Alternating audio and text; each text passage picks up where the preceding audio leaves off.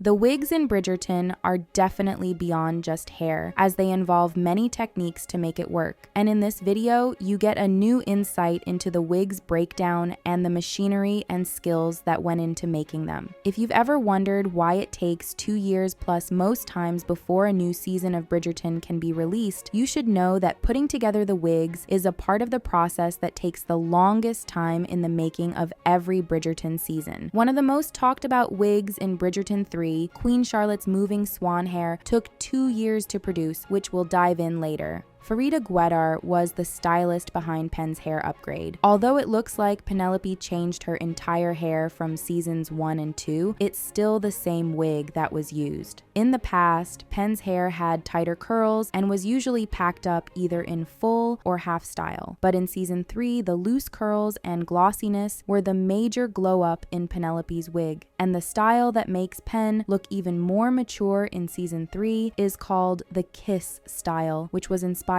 by the Hollywood glam in the 1950s. The Hollywood stars at the time, Thelma Todd, Brooke Shields, Claudia Schiffer, and Anita Page's hair, were some of the styles that influenced Penelope's wig throughout season 3. According to Farida, she avoided using too many Hollywood waves in Penn's hair so as not to make it appear too modern. And this image of Thelma Todd influenced Penn's hair whenever she was in the house, giving it a more relaxed look. To achieve this, the stylist would first brush out the wig and use a tong to create an irregular wave to make it look like Penelope wasn't trying too hard to make her hair elegant in the house. Also, the accessories were removed as well and added later when she was going out. But then, Penn's wig gets even more touch-up whenever she's attending an event. For her appearance at Francesca and John's wedding, her hair took the shape of Veronica Lake's hair with additional inspiration from Karen Mulder and Rita Hayworth. For the accessory, the stylist went extra by using Victorian hair art, which basically means making artwork from human hair, and it was a famous practice in the Victorian era between 1837 and 1901. Another interesting thing about Penn's wig inspiration is that it wasn't just the Hollywood stars who guided every one of her hair appearances in the show.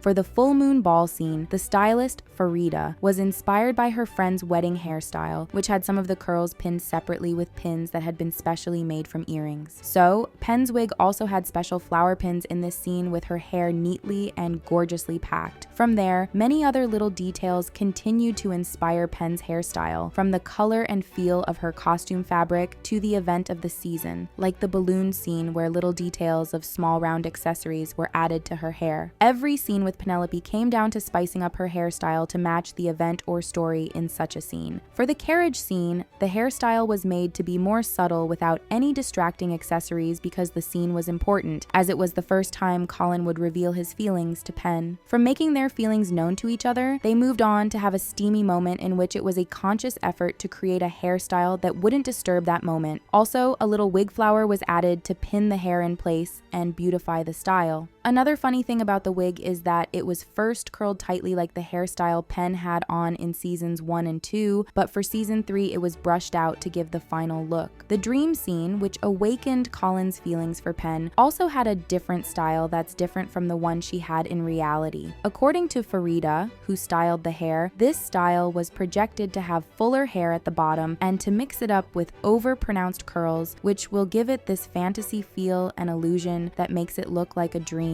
that it is. Brooke Shields and Rita Hayworth inspired the fancy style. Nicola Coughlan also thought that imitating Brigitte Bardot's look could also help, and all of these helped to put together the style for that scene that changed everything between Colin and Penn. Except for the Queen, who has always had amazing hair in the show, and Penn getting a hair upgrade, it was also really obvious that Kate's hair in season 3 also had a huge glow up, from being the independent first daughter who carried a lot of weight on her shoulders and managed to maintain her looks in season 2 to a viscountess who can now relax while the maid tends to her. Kate has gone through quite the transformation. And even her everyday hairstyle as the viscountess took a different shape from what she had on in season 2, with an updo that ends in a simple braid. It gets even more interesting with the accessory, which was influenced by the Indian culture. As a married woman now, we see Kate get more adorned in bangles on her wrist because in India, it's a sign of a successful marriage in good health and happiness, which Kate was radiating for the entirety of season 3. But then her hair wasn't wasn't left out of this adornment, as some bangles were customized for her hair in a way that matched the rest of her outfit. Kate's signature hairstyle is usually braids, which tends to tie up her hair in the back to create an even more iconic look that could have looser curls at the front, like her hairstyle to the first ball of season 3. And with the way this style was prepared, it ended up looking very real, like it's coming directly from Simone Ashley's scalp. Her hairstyle in the garden scene was also neatly braided up to allow just a bit of hair to fall to the sides, which was decorated with hair vines that the costume department created. The insane thing about Kate's wig is that it's just exactly like Simone Ashley's hair, which makes people wonder why her real hair couldn't be used for her character. But as you already know, hairstyles in a Bridgerton era show can be very complicated, and to maintain consistency, wigs are usually the best choice. Also, the wigs go through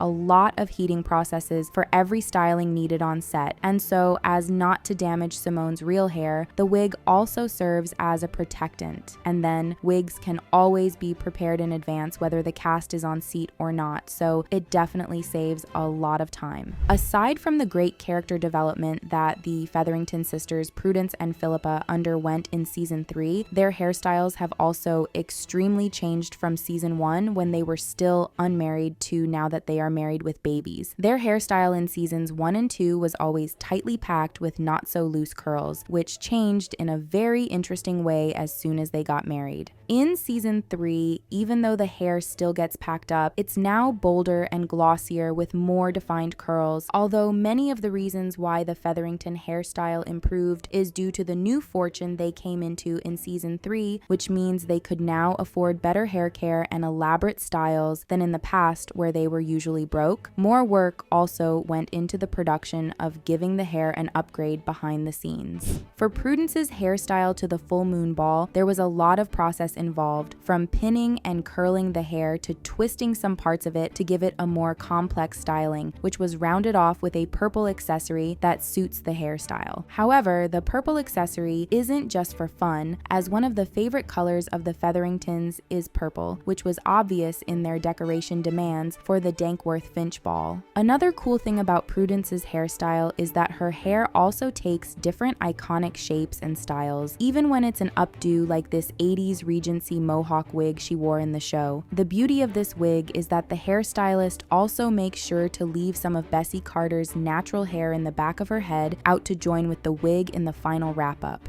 Again, the twist in Prudence's hair has become really important in the details of her wigs, because even when it's not too obvious, it's always there sitting in with the gorgeous accessories. When the character isn't sporting a curly mohawk, she's also letting a little part of her hair down with a beautiful wave similar to Philippa's hairstyles in season 3. Unlike Penelope, who has had one wig from the beginning, Prudence has 2 wigs due to her hairstyles, which basically involve either an up or down styling. Then, the Featheringtons also have their hair wardrobe, where they share hair accessories to further support the fact that they are sisters. But the Featheringtons didn't repeat hairstyles, as the hairstylist spices up their hair with different types of hair pieces. Cressida Cowper's character may have ended up not making a major headway at the end of season 3, but her hair was definitely sending a whole lot of messages, which we will also break down for you. One of her hairstyles at the finale is a cage locked in chains. Her hairstylist Grace Gorman, who has made other beautiful styles for Cressida, said this chain hair is very different. According to Grace, it means Cressida is trapped, as there is absolutely no way out for her in the end. But there's definitely more that fans didn't get to see. In the finale, Cressida went with her wicked aunt alone. However, Jess Madsen, who plays the role, revealed that they shot an alternative story for that scene in which her mother, Araminta, jumped in the carriage with her and held the key to her freedom. And if you look at her mother's hairstyle even more closely, there's a key accessory in it, which totally makes sense that her mother will save her, and an even bigger hint into what will happen to the character in season 4. So apparently the hairstyles did more than beautify the mother and daughter, but also shows us that Cressida's story isn't over yet.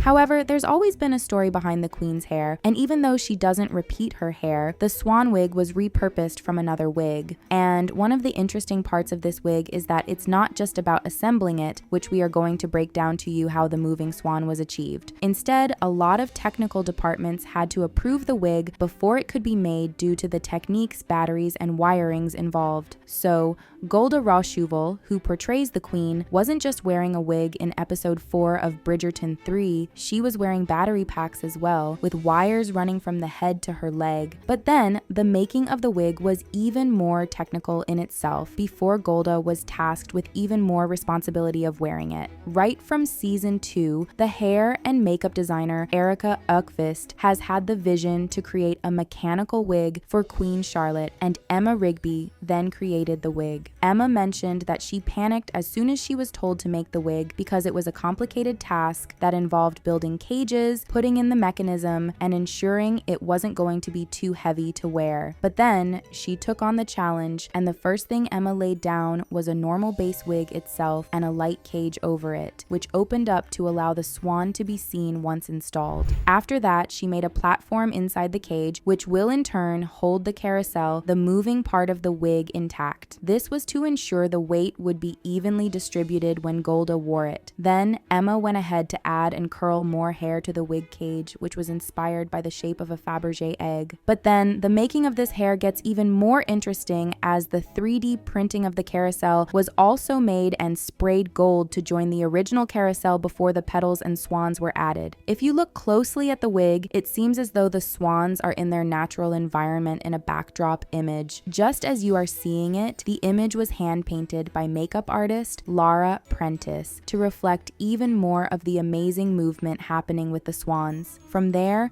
a golden tree decorated with jewels was used to finish up the look as an additional accessory in the back. Interestingly, the batteries powering the swans to move were tied to Golda's leg as the wires ran from the wig through a pocket in her costume in the back. So, leaving the whole mechanism powering the swans out of the wigs helped make it even lighter for Golda to wear, as she mentioned that she loved the wig because it wasn't heavy at all. They also added some tiny battery tea lights in the cage alongside the swans to light it up, which was also a challenge to fix. However, aside from the creativity and efforts put into making this particular wig, some of the reasons why it took 2 years to prepare the wig were majorly for safety and protection. According to Golda, before such a wig could be approved, so many safety tests were carried out to ensure it wouldn't blow up in her hair or get her electrocuted, and to totally avoid having a major accident on set because of the wig. Eventually though, leaving the mechanism outside of the wig was one thing that helped in keeping the cast safe on set. Other times, the batteries were carried by the designer to turn it on and off. But you know what's even more crazy about this wig? It has been featured before in season 2 but without the swans, as it was all covered up at the time and only got remade for season 3. Funnily enough, that wouldn't be the first time Bridgerton would be reusing a wig. What makes Bridgerton wigs all stand out is that different hairstylists were involved in making the different and unique styles meant for each character. And so Penelope's hair is the same from season 1, which was only restyled. Making wigs on Bridgerton starts with the designer Erica, who would sometimes draw and communicate her vision to the hairstylist, who would then start bringing it all together. And because most of Queen Charlotte's wigs are basically just hair on hair, the stylist uses these hair ventilating needles whose job is to make it easier for more strands of hair to be added into wig bases and caps. However, in this case, the hair ventilating needle is added to another wig, which serves as a base. But then, working with this is never easy. In fact, no wig making process in Bridgerton is without a challenge, but with the needles. The stylist gets to have a more definitive and controlled hair installation, which brings the exact vision of the wig being created to life. For this Queen Charlotte's wig, they wanted it to come out as a finger wave and a clipped asymmetric afro. It's called clipped because of the perfect shape of the afro, as the only thing obvious is that it has been well groomed and cut to give that classy frame. The afro on the top was inserted strand after strand to make it look even more natural and realistic without giving away any major process involved. To top it all, it was decorated with flowery jewelry, which are parts of the accessories made by the costume department.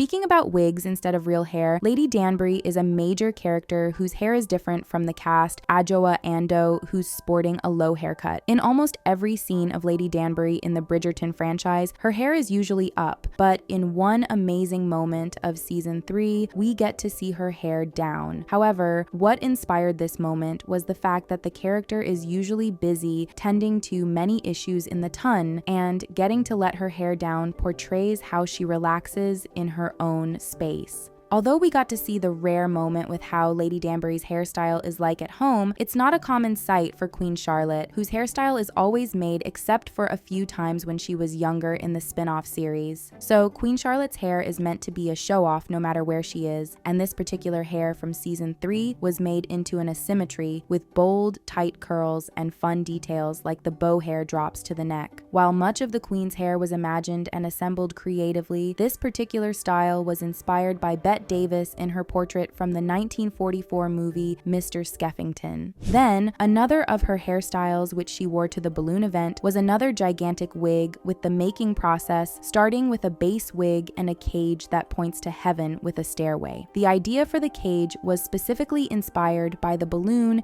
taking off in the air. So, the cage was designed with different hair from other wigs that have been cut and now sewed into the cage, which were rolled and pinned down to form numerous curls. This hair was decorated with different beautiful accessories and pearls to complement the royalty status of the Queen. Despite the massive hair Queen Charlotte always had on, she has, however, also had to wear smaller wigs, mostly due to the type of scene where the hair would be used. In season 2, a carriage scene was shot for the Queen in which it was obvious that her usual hairstyle wouldn't have fit into the carriage. For the hair, the stylist couldn't go beyond 5 inches of hair height to create another eye-popping piece. But then they got to work, starting with the rollers and pins without the enormous cage that always makes it into the wigs. However, the style was still made to puff up elegantly while making sure it fit perfectly into the carriage without any inconvenience. Another crazy fact about the wigs in Bridgerton, especially Queen Charlotte's hair, is that even though she doesn't repeat her wigs, some of them get repurposed into another wig, which feels even newer when it pops up on the screen again. For her interwoven presentation hair in season 3, where she was extremely bored with the debutantes, the wigs from the season 2 presentation and the carriage scene were reutilized to make the wig. The process started with the vision board drawing for the stylist to understand what the final result was meant to look like. So the base wig was first braided into tiny parts. However, because the wigs being restyled have a different wave from the kinky one that the hairstylist wanted to achieve, wooden rolling sticks like you are seeing are used to pick, roll, and tie the hair strands by strands to climb up the cage in which will form the shape of the wig. Then, after getting the desired curls, it was loosened to get this nice kinky texture. As this was going on, other rolled hairs were being made from the wigs from season 2, and they were all later sewed into the upper parts of the cage and woven before completing it with beautiful accessories that ended up on the screen at the beginning of season 3. With how Bridgerton is so particular about the wigs and hairstyling, fans have wondered if the hair or some of it is synthetic for budgeting or other production's sake. But the fact about this, according to the stylist Emma, is that all the hairs are real hair